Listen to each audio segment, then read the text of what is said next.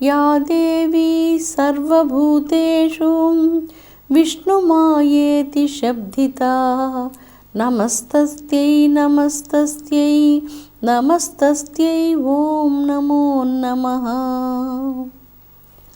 అమృతాత్మ స్వరూపులైన మీ అందరికీ మీ తల్లి అవ్యాజ్యమైనటువంటి మాతృప్రేమనందిస్తూ గాయత్రి మహామంత్రరాజము సప్తకోటి మహామంత్రాల యొక్క సారం. పంచాశ్చలక్ష మహావిష్ణు దేవునికి 50 లక్షల మంత్రాలు ఉన్నాయి. మహాపాతకాలను నశింపచేసేటువంటివి విష్ణు మంత్రాలన్నీ కూడా. అందులో ఓం నమో నారాయణ అన్నటువంటి మంత్రము నారాయణునికి సంబంధించినటువంటి ప్రధానమైనటువంటి మంత్రరాజము.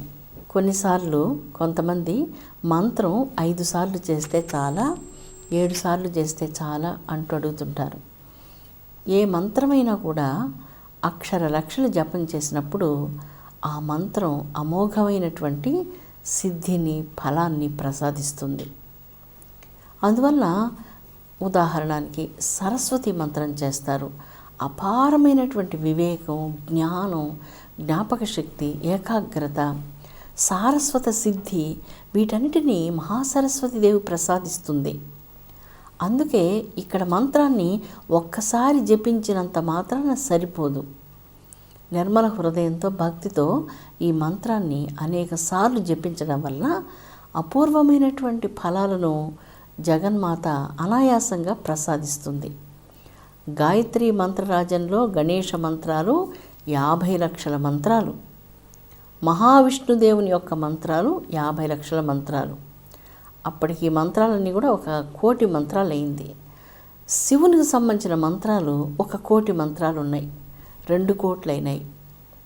తర్వాత సౌర మంత్రాలు 2,000,000 మంత్రాలు సౌర మంత్రాలు ఉన్నాయి. సౌర మంత్రాలు అంటే సూర్య భగవానుడికి సంబంధించినటువంటి మంత్రాలు. 2,000,000 సూర్య మంత్రాలు ఉన్నాయి. ప్రధానంగా సూర్యుని ఋగ్వేదంలో చాలా ఆరాధనలు మనకు గోచరిస్తాయి. 2,000,000 సూర్య మంత్రాలు, 1,000,000 శివ మంత్రాలు, 3,000,000, 50 లక్షల గణేష మంత్రాలు, 50 లక్షల విష్ణు మంత్రాలు, ఇది కలిపి 1,000,000, 3,000,000 దేవీ మంత్రాలు ఉన్నాయి. అన్నిటికంటే ఎక్కువగా దేవి మంత్రాలే ఉన్నాయి. 3,000,000 దేవీ మంత్రాలు ఉన్నాయి. ఈ మహామంత్రాలన్నీ కలిస్తే గాయత్రి మంత్రరాజం అవుతుంది. సప్తకోటి మహామంత్రాలను తనలో ఇముడ్చుకున్నటువంటి సర్వోత్కృష్టమైనటువంటి మంత్రరాజము గాయత్రి మంత్రరాజము. ఈ మంత్ర జపం వలన సర్వ కర్మలు, పాతకాలు పరిహారమై మానవ జీవితం జాజ్వల్యమానమైనటువంటి ఆత్మజ్ఞానంతో భాసిస్తుంది. ఈ బీజమంత్రాల్లో ఈ అన్నటువంటి బీజమంత్రము విష్ణుదేవునికి సంబంధించినటువంటి బీజాక్షరము. ఈ అన్నటువంటి బీజమంత్రము మహామాయ బీజాక్షరం. మహామాయ అనగా త్రిమూర్త్యాత్మకమైనటువంటిది, త్రిమూర్తులైనటువంటి అంబలను తనలో కలిగినటువంటిది. అంటే బ్రహ్మ విష్ణు మహేశ్వరాత్మకమైనటువంటిది బీజాక్షరము. అందుకే మహామాయ స్వరూపము అని చెప్పబడుతుంది. అంతేకాదు ఈ బీజాక్షరాన్ని, ఈ అన్న పదాన్ని పదే పదే పలకడం వల్ల మాయ నుంచి మానవుడు విడివడగలడు. త్రిమూర్తుల యొక్క అనుగ్రహం లభిస్తుంది, త్రిమాతల యొక్క అనుగ్రహం లభిస్తుంది. అలాగా మనం మాట్లాడే ప్రతి పదాలలో ఈ బీజాక్షరాలు ఎన్నో కలిసి ఉన్నాయి. ఈ బీజాక్షరాలను మనకు తెలియకుండానే మనం వాడుకుంటూ ఉన్నాం. సర్వసాధారణమైనటువంటి మాటలంతా అనవసరంగా మనం మాట్లాడుతూ ఉంటాం. కానీ మాట విలువ తెలిసినటువంటి వారు ఆ మాటలను చాలా పరిమితంగా ఉపయోగిస్తూ పవిత్రమైన, ఉపయుక్తమైనటువంటి మాటలు 1-2 మాటల వరకు మాట్లాడి వీలైనంత వరకు మౌనంగా ఉండడం సర్వశ్రేష్టమైనటువంటిది. మౌనం భగవంతుని యొక్క భాష, దైవ భాష.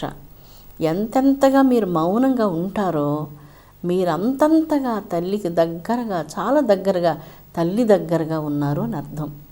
నిరుపయోగమైన, అనవసరమైన ఒక్క మాట కూడా మాట్లాడకూడదు అంటూ పదే పదే మనకు వేద మంత్రాలలో గోచరిస్తుంది.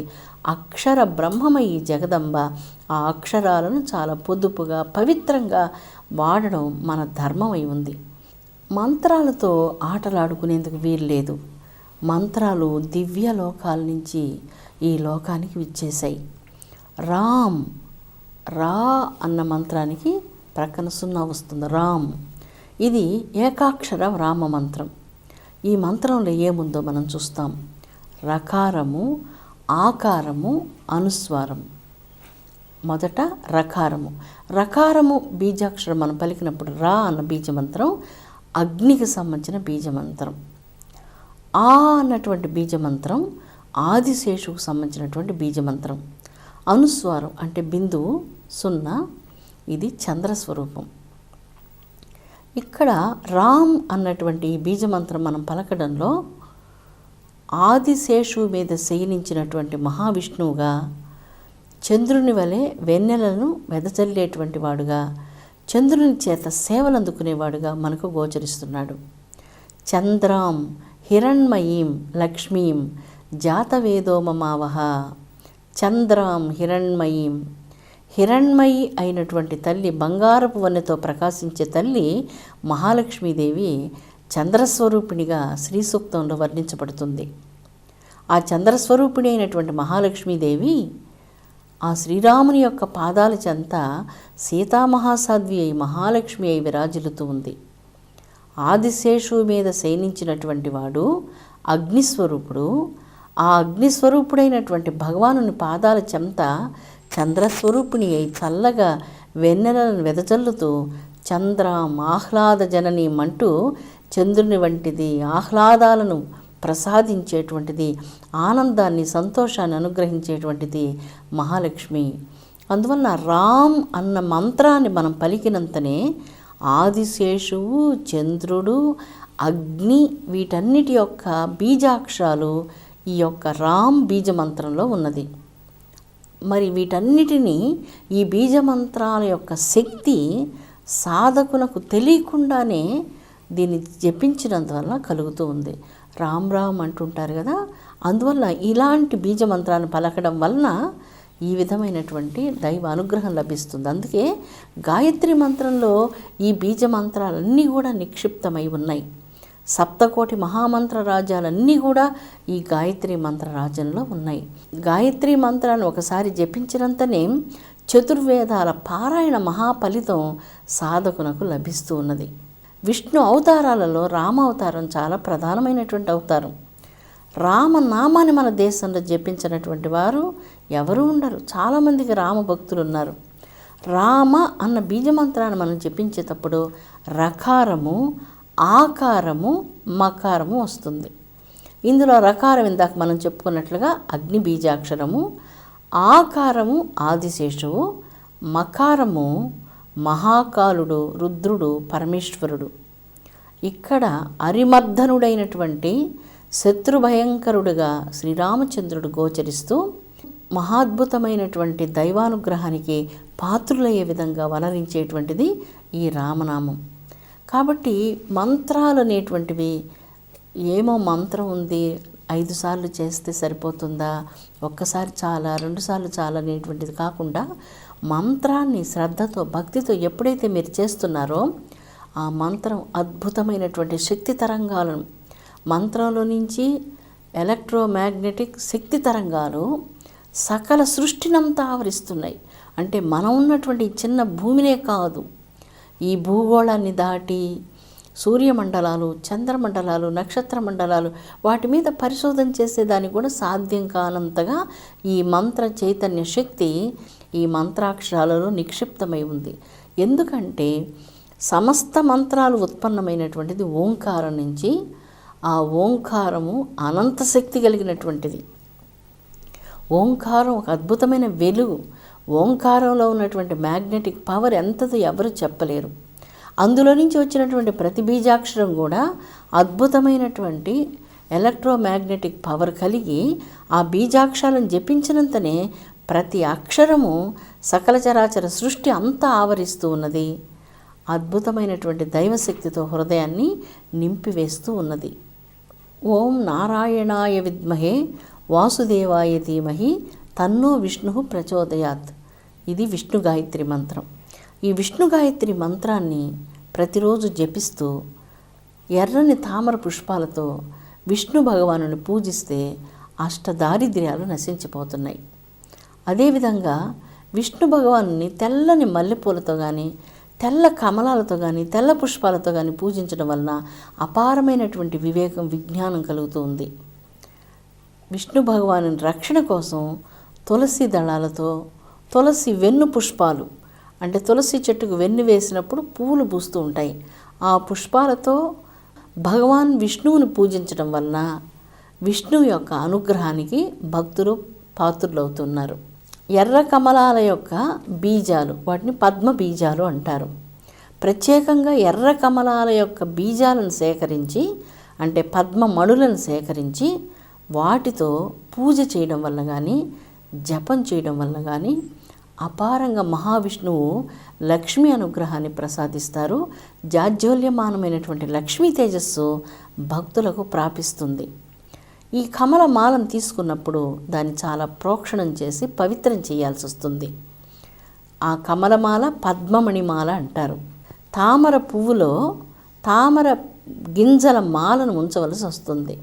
ఒక దినమంతా అలాగే ఉంచిన తర్వాత ఆ మాలను తీసుకొని ఆ మాలను గోవు పంచితం, గోవు యొక్క గోమయం, ఆవు పెరుగు, ఆవు యొక్క నెయ్యి, పాలు, వీటన్నిటితో పవిత్రంగా ఒకసారి విష్ణు సహస్రనామాలతో ఈ పంచగవ్యాలతో పరిశుభ్రం చేసి నమో నారాయణ మంత్రంతో 108 సార్లు ఆ మాలను పూజించి అప్పుడు ఆ మాలతో మీరు విష్ణు గాయత్రి జపం చేస్తే మీ గృహంలో మహాలక్ష్మి స్థిర నివాసం ఏర్పరచుకుంటుంది. ఆ ఇంటిని విడిచి వెళ్ళదు తల్లి. ఇంత శ్రద్ధాభక్తులతో దీనిని పూజించినప్పుడు ఆ మాలను చాలా పవిత్రంగా ఉంచుకోవాలి. మాలను ఎటువంటి పరిస్థితుల్లో ఎక్కడంటే అక్కడ పెట్టకూడదు, నేల మీద అసలు ఉంచకూడదు. పవిత్రంగా ఒక చిన్న పెట్టె లాంటి దాన్ని పెట్టుకొని దానిలో చిన్న వెల్వెట్ క్లాత్ కానీ, ఒక పట్టు క్లాత్ కానీ ఇలాంటిది ఉంచి ఆ పట్టు వస్త్రం లోపల ఈ జపమాలను ఉంచి జపం చేసేటప్పుడు మాత్రం తీసుకొని తిరిగి ఆ పెట్టెలో ఉంచి దాని మీద ఒక తులసి దళం ఉంచాల్సి వస్తుంది. అప్పుడు ఆ మాల అద్భుతమైనటువంటి జపశక్తిని కలిగి ఉంటుంది. దైవశక్తులతో ఆ మాల నిండి ఉంటుంది. ఎప్పుడెప్పుడు మీరు ఆ మాలను తీసుకొని జపం చేస్తూ ఉంటారో మీ శరీరం, మీ అంతరంగం అద్భుతమైనటువంటి శక్తితో తరంగితం అవుతూ ఉంటుంది. ఎంతెంతగా మీరు దైవ ధ్యానం, ప్రార్థన, పూజ ఇవన్నీ చేస్తూ వస్తారో ఈ దైవ ఆరాధన మీకు అద్భుత శక్తిని ఇస్తుంది. మీ హృదయంలో ఉన్నటువంటి కోపతాపాలు, అసంతృప్తులు, అహంకారం ఇవన్నీ తొలగించేసి జీవితాన్ని చాలా శక్తివంతం చేసి మీరు మానవ జీవితంలో అద్భుత విజయాలు ఎన్నో సాధించేందుకు అవకాశాన్ని దైవ ధ్యానం మీకు ప్రసాదిస్తుంది. విష్ణు మంత్రాలను స్మరించినంత మాత్రాన సర్వసిద్ధులు కలుగుతాయి. విష్ణువును ఉపాసించినంతనే మానవులు జీవన్ముక్తులవుతారు. విష్ణు మంత్రాలను ఉపాసించినంతనే మానవులకు సర్వసిద్ధులు కలుగుతాయి. మహావిష్ణువు యొక్క దివ్య అనుగ్రహం లభిస్తుంది. ఓం నమో నారాయణాయ అన్నటువంటిది నారాయణి అష్టాక్షరి మహామంత్రరాజము. ఈ మంత్రరాజంలో ఓం నమః అన్నటువంటి అక్షరాలు చేర్చబడ్డాయి. నారద పురాణంలో మనకు ఈ మంత్రరాజాన్ని గురించి వస్తుంది. నారద పురాణంలో మహావిష్ణువుకు సంబంధించినటువంటి కథలు మనకు అనేకం వస్తూ అందులో నారాయణాయ అనేటువంటి మంత్రానికి ఓం ముందు నమః అనేటువంటి పదం చివరి చేర్చబడి ఓం నమో నారాయణాయ 473 కోట్ల శక్తి తరంగాలు ఒక్కసారి మీరు ఓం నమో నారాయణాయ అన్నటువంటి మంత్రరాజ్యాన్ని ఉచ్చరించినంతనే ఒక్క రెప్పపాటు కాలంలో అటువంటి శక్తి తరంగాలు సకల సృష్టినంతా, బ్రహ్మాండాలనంతా ఆవరిస్తున్నాయి. మనకు కంటికి కనపడే బ్రహ్మాండాలు, కోటాను కోట్ల కాంతి సంవత్సరాలకు అవతల ఏ బ్రహ్మాండాల కోట్లు ఉన్నాయో వాటన్నిటినీ స్పర్శించరాగలిగినటువంటి శక్తి మంత్ర బీజాక్షరములకు ఉన్నది. కారణం ఏమనగా ఈ మంత్ర బీజాక్షరములన్నీ కూడా ఉద్భవించినటువంటిది ఓంకారం నుండి. ఓంకారము సర్వవ్యాపకమైనటువంటి శక్తి. ఓంకారంలో ఉద్భవించినటువంటి ఏ బీజ మంత్రమైనా సర్వవ్యాపకమైనటువంటి ఆ ఓంకారంలో తక్షణం వెళ్ళి లీనమవుతూ ఉన్నది. అటువంటి శక్తి మంత్ర బీజాక్షరాలకు ఉన్నది. ఈ నమో నారాయణాయ మంత్రరాజం వలన మానవులకు సర్వ మనోరథాలు సిద్ధించడమే కాకుండా మానవులకు మోక్షాన్ని ప్రసాదించేటువంటిది నమో నారాయణాయ అన్నటువంటి ఈ పవిత్ర మంత్రరాజము. అష్టాదశ మహాపురాణాలంతటి యందు నమో నారాయణాయ అన్నటువంటి ఈ మహామంత్రరాజం యొక్క ప్రభావం ఎంతగానో వర్ణించబడింది. ఎందరో భక్తులు ఈ నామస్మరణాన్ని చేసి మోక్షాన్ని పొందగలిగారు. ఓం నమో నారాయణాయ అన్నటువంటి మంత్రరాజానికి సాధ్య నారాయణుడు ఋషి. ఈ మంత్రరాజానికి ఛందస్సు గాయత్రి ఛందస్సు. ఈ మంత్రరాజానికి దేవత శ్రీమన్నారాయణుడు మహావిష్ణువే. నారాయణ మంత్రానికి బీజము ఓంకారము, హృదయ బీజం శక్తి.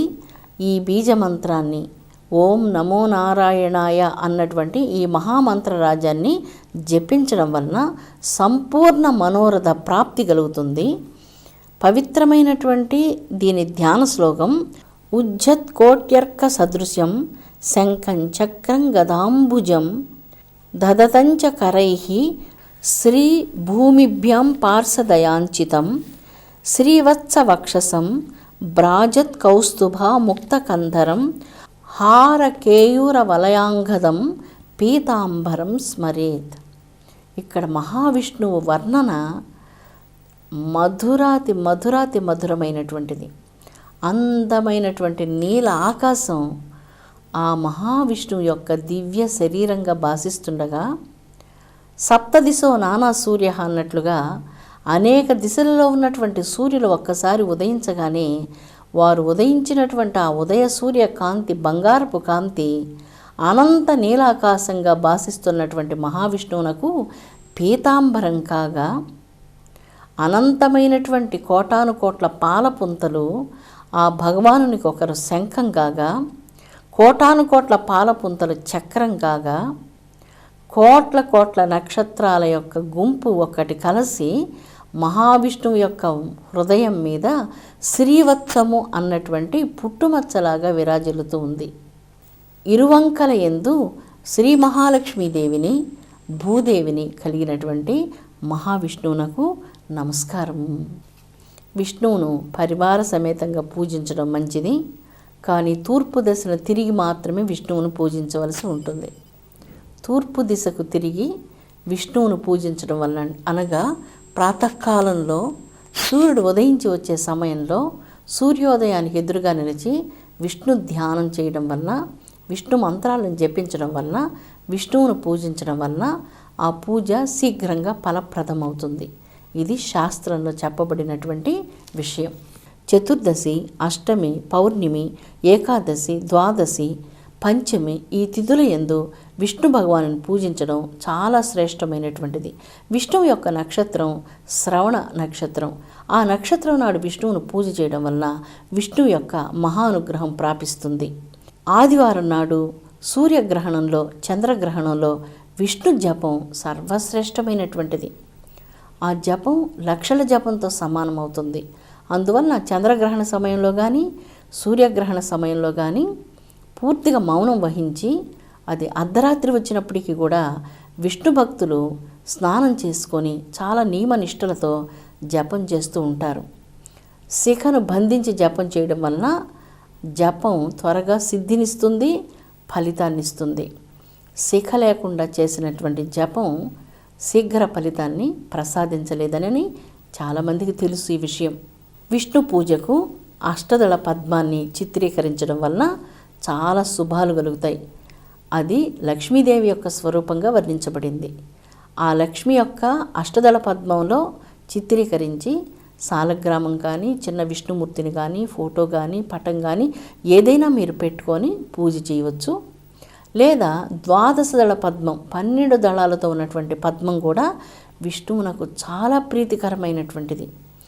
సాలగ్రామం ముందు ద్వాదశ దళాలు కలిగినటువంటి విష్ణు పద్మాన్ని చిత్రీకరించి ఎప్పుడైతే శ్రీమన్నారాయణుని పూజ చేస్తారో ఆ పూజ అమోఘమైనటువంటి ఫలితాన్ని ప్రసాదిస్తుంది. విష్ణు భగవానునికి ఆవు క్షీరంతో, ఆవు పెరుగుతో, ఆవు వెన్నతో, తేనె, నెయ్యి వీటితో అభిషేకం చేయడం చాలా శ్రేష్టం. భగవానునికి ప్రీతికరమైనటువంటి నైవేద్యాలు వెన్న, దానికంటే ఇంకా ప్రీతికరమైనటువంటిది వెన్న కంటే మృదువైనటువంటి మన భక్తి, మన మనస్సు ఆయనకు సర్వస్య శరణాగతిగా సమర్పణం చేయవలసి ఉంటుంది. క్షీరాన్నం విష్ణు భగవానునికి ప్రీతికరమైన నైవేద్యం. ఆ క్షీరాన్నం నైవేద్యం చేయవచ్చు మనం. అలాగా ఆ క్షీరాన్నంలాగా మన జీవితాన్నే పరిపూర్ణ శరణాగతి భావంతో విష్ణువునకు నైవేద్యం చేయవలసి ఉంటుంది. అలా చేయడం వలన భక్తుడు అనన్యమైనటువంటి ఆ శరణాగతి భావంలో మహావిష్ణువులో లీనమైపోతాడు. అనన్యశ్చింతయంతో మాం ఏ జనా పర్యుపాసతే తేషాం నిత్యాభియుక్తానాం యోగక్షేమం వహామ్యహం. గాయత్రి మంత్రరాజంలో విష్ణు గాయత్రి మంత్రరాజము ఓం నారాయణాయ విద్మహే వాసుదేవాయ ధీమహి తన్నో విష్ణు ప్రచోదయాత్. ఇది విష్ణు గాయత్రి మంత్రం. దుఃఖాలకు కలత పడకుండా, సుఖాలకు పరవశించకుండా ఆత్మయందే తాను ఆనందించు స్థితి స్థితప్రజ్ఞ స్థితి. అటువంటి వారే నిజమైన విష్ణు భక్తులు. విష్ణు భక్తుడు లౌకికమైనటువంటి విషయాలను చెవికెక్కించుకొనడు. చంచలత్వము లేనటువంటి మనసుతో బుద్ధిని స్థిరపరచుకొని యోగారూఢుడై భగవంతుని పాదాలయందు తన అంతరంగాన్ని లగ్నం చేసినటువంటి వారే సర్వోత్కృష్టమైనటువంటి విష్ణు భక్తులు. దేనియందు వాంఛలు లేకుండా జరిగినటువంటి వానిని, జరిగిపోయినటువంటి వాటి యందు, వారి యందు వీరి యందు భేదభావాలు చూపకుండా, పాత విషయాల గురించి ఆలోచించకుండా విష్ణువునందు బుద్ధిని ప్రతిష్ఠితం చేసినటువంటి వారే సర్వశ్రేష్ఠులైనటువంటి విష్ణు భక్తులు. వాంఛలన్నిటినీ త్రుంచివేస్తూ విషయాలన్నిటికీ దూరంగా నిలిచి వాటి యొక్క వాంఛా బలాన్ని తగ్గించే శక్తి నిజమైనటువంటి విష్ణు భక్తికి ఉంది. తాబేలును మనం చూచినప్పుడు ఆ తాబేలు తన కాళ్ళు, తల అంతటిని తాబేటి చిప్పలోపలికి తీసుకుంటుంది. అదేవిధంగా సర్వోత్కృష్టమైనటువంటి మహావిష్ణు భక్తులు ఈ ప్రాపంచికమైనటువంటి విషయాల యందు చాపల్యం లేకుండా తమ అంతరంగాన్ని సర్వస్య శరణాగతి భావనతో విష్ణు పాదపద్మాలకు అంకితం చేసి ఆ పావన పాదపద్మాలను తమ హృదయంలో నిలుపుకొని అనన్యమైనటువంటి భక్తి భావనతో ఎవరైతే ధ్యానిస్తూ ఉంటారో అలాంటి వారికి ఆ భగవానుని యొక్క దివ్యమైనటువంటి అనుగ్రహం ప్రాపిస్తుంది. యోగక్షేమం వహామ్యహం అంటూ భగవంతుడు అభయాన్ని ప్రసాదిస్తున్నారు. వారి యొక్క యోగాన్ని చూసుకుంటారు, క్షేమాన్ని చూసుకుంటారు. భగవంతుడి నాకు ఇది కావాలి అని నోరు తెరిచి ఏ కోరిక అడగనటువంటిదే నిజమైనటువంటి శరణాగత భక్తి. అటువంటి శరణాగతి భగవంతుని పాదపద్మాల యందు విష్ణు భక్తులకు నిరంతరం హృదయంలో కలిగి ఉంటుంది.